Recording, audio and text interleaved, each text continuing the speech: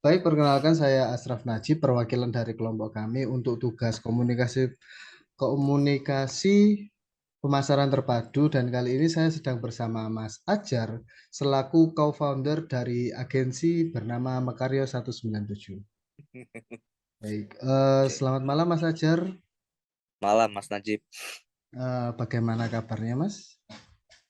Alhamdulillah Oke sehat Mas. dan tidak sehat.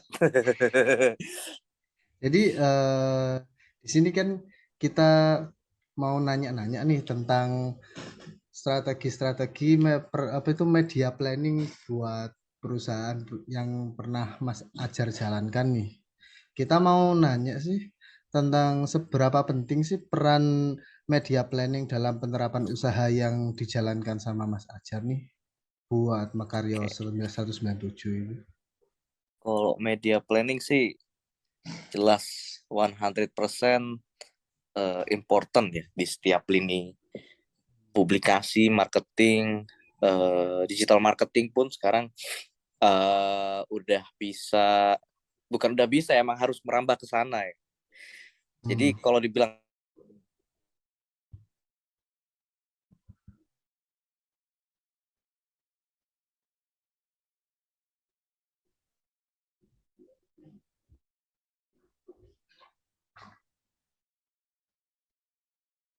ada ya anything lah.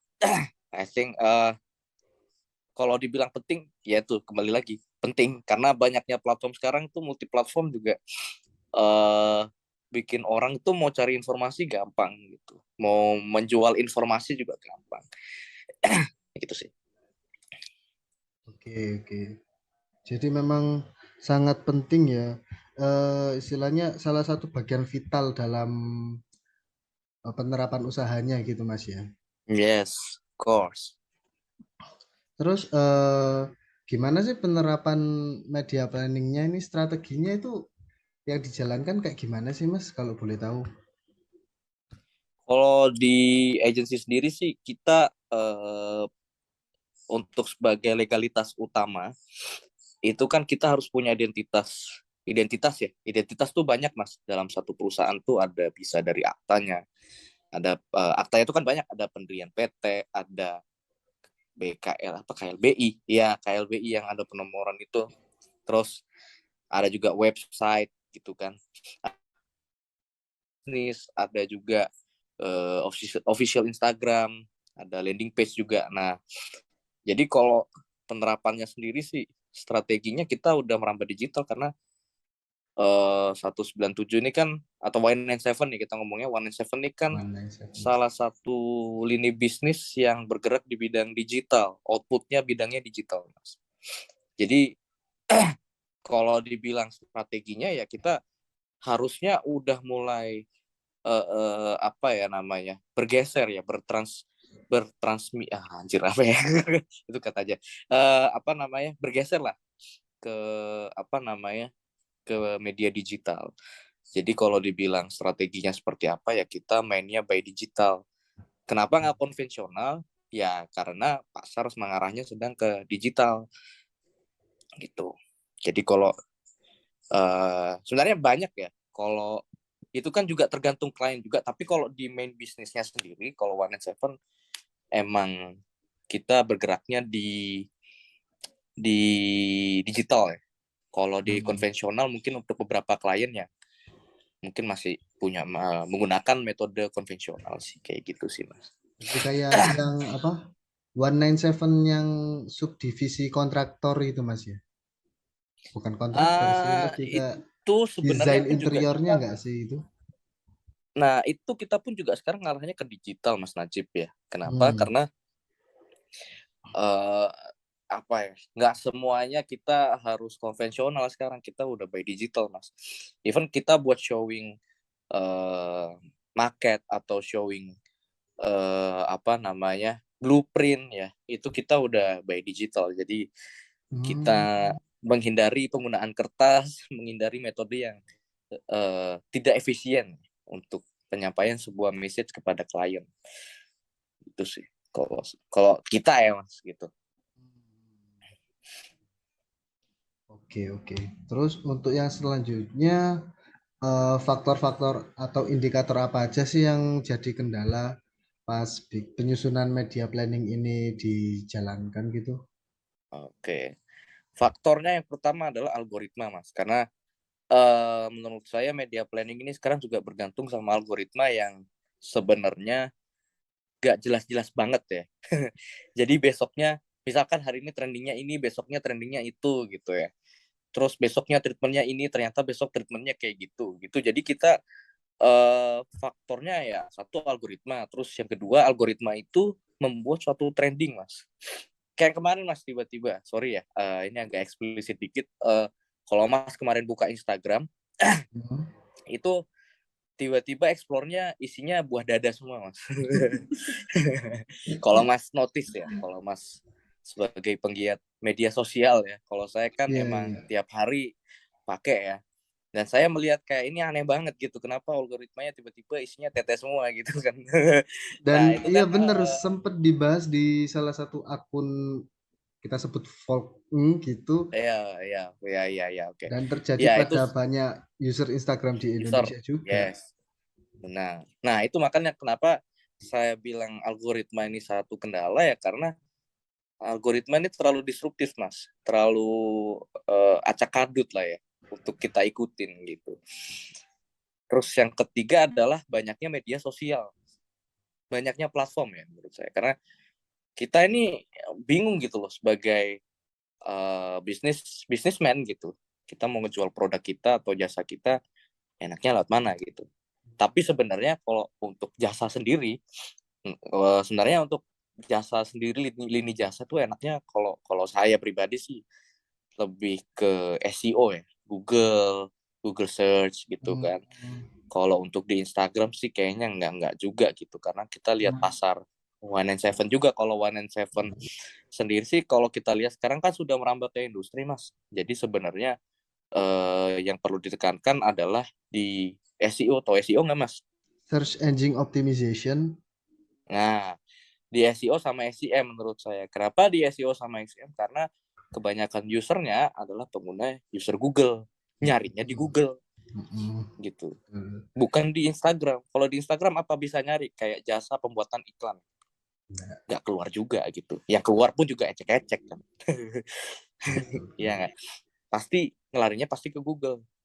Nah, makanya dari situ sebenarnya kendala di multi platform digital ini yang terlalu disruptif, terlalu banyak tuh bikin si bisnismen ini sebenarnya bisnismen nggak ngapa-ngapain ya, cuma untuk uh, mungkin yang menjalankan proses bisnisnya itu agak sedikit ini bingung gitu. Ini kira-kira apa yang harus di achieve targetnya gitu selama selama kita membuat konten di TikTok, di Instagram, di Twitter, di Facebook gitu kan. Jadi patokannya adalah pasti viewers. Terus kalau viewersnya kurang kita harus SEM, kita harus bayar apa namanya, bayar ads gitu. Ya, it's not solving the problem, Mas. Gitu. Jadi banyak banget kendalanya kalau bilang ya, mungkin gambaran besarnya itu sih, Mas, mungkin. Oke, oke. Jadi memang banyak banyak indikator dari beberapa faktor gitu Mas ya dalam buat kendala Iya. ini. Mau dari vital maupun yang tidak terlalu vital. Terus kalau boleh tahu sih Mas, apa aja sih media planning yang udah atau telah direncanain dalam rangka promosi brandnya Mekario 197 ini? Ini kalau boleh Oke, tahu sih kalau Mas. untuk kalau brandnya sendiri sih kita udah ada di website, kita ada di Instagram juga. Website tuh landing page juga ya, jadi ada di sana, ada dua itu juga. Sebenarnya kita juga udah merambah ke TikTok, kita udah buat konten-konten agency live gitu. uh, Sementara masih itu sih yang masih ada. Jadi kenapa planningnya ke sana, karena uh, market kita kan rata-rata industri ya. Ada Hmm. yang industri, ada yang UMKM gitu kan. Jadi kita menyasarnya ada di landing page untuk yang industri, di Instagram untuk yang UMKM beserta TikToknya sekalian gitu sih. Jadi menurut saya uh, media planning ini tuh sudah terstrategi berdasarkan segmentasi klien kita gitu. Kalau bisa disimpulkan seperti itu. Oke. Jadi emang udah tertata secara rapi dan jelas gitu Mas ya strateginya.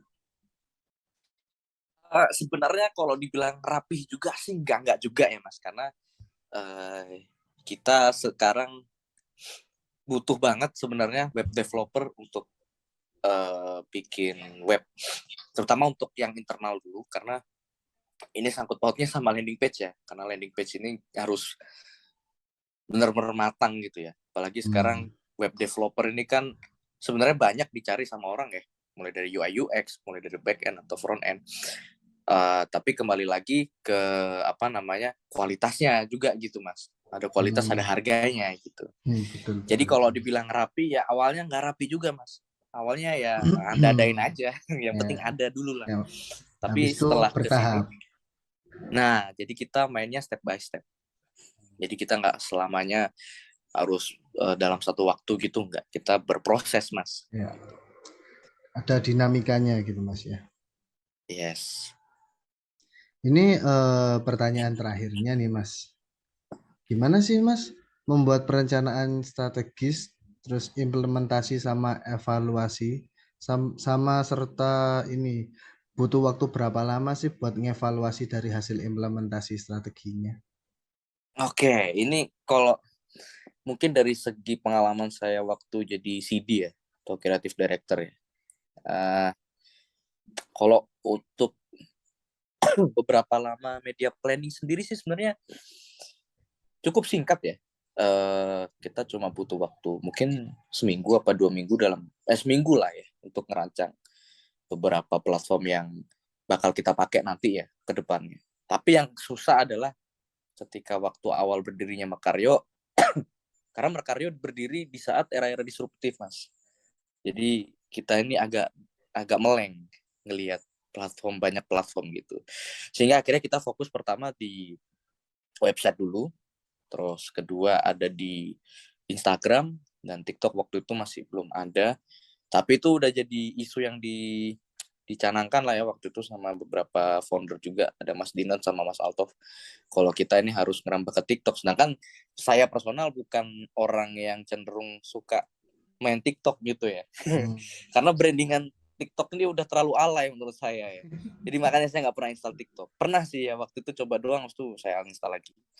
Ya itu, jadi akhirnya ada perbedaan visi. Akhirnya TikTok ini masih di pending sampai akhirnya tahun ini alhamdulillah udah rilis di TikTok, dan ya alhamdulillah viewersnya udah lumayan juga. Jadi kalau dibilang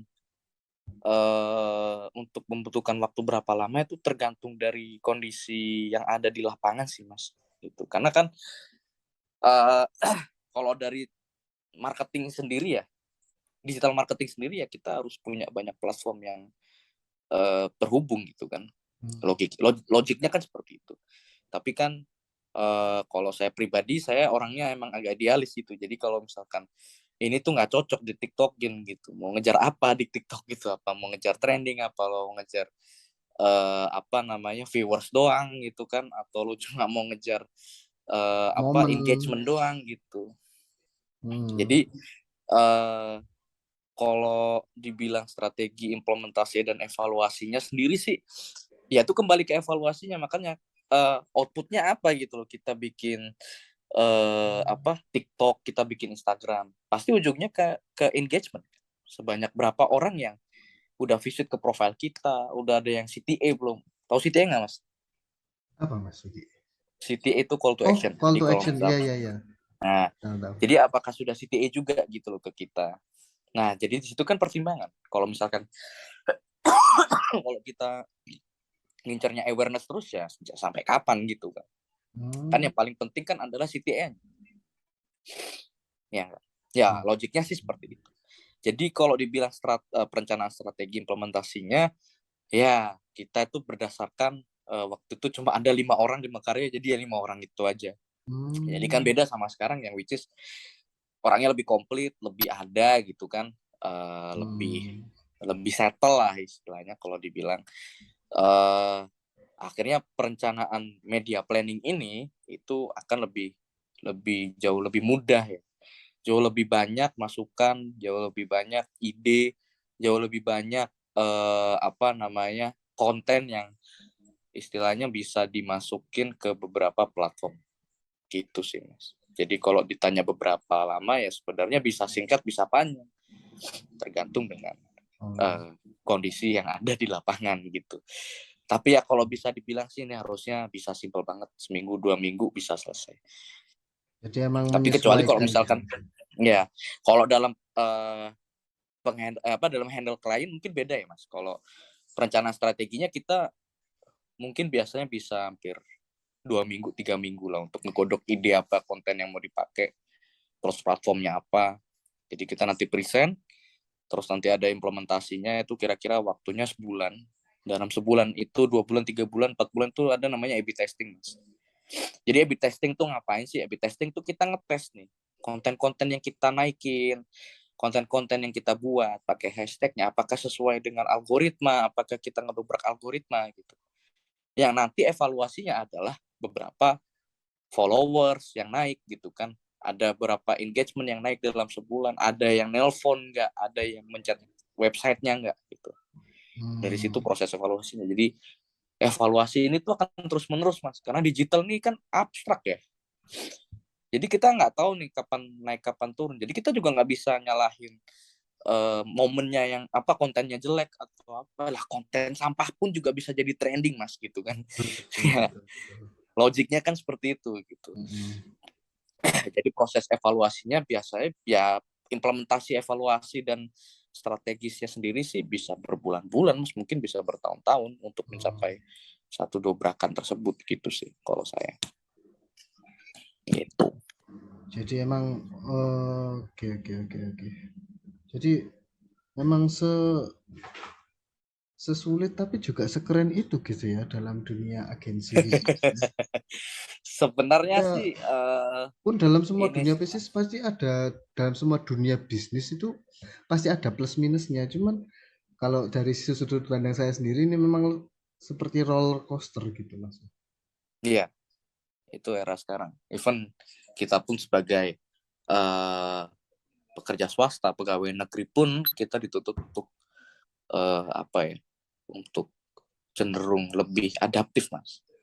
Kalau kita nggak bisa ngikutin trending, kita nggak bisa ngikutin apa yang dimau dunia ini, kita bakal ketinggalan Mas.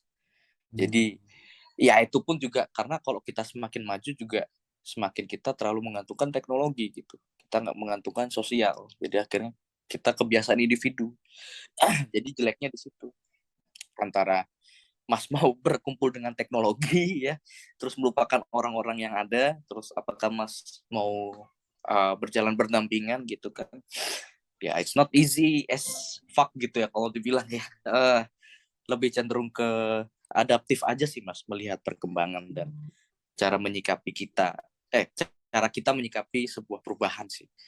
Kalau saya sih kayak gitu ya. Oke.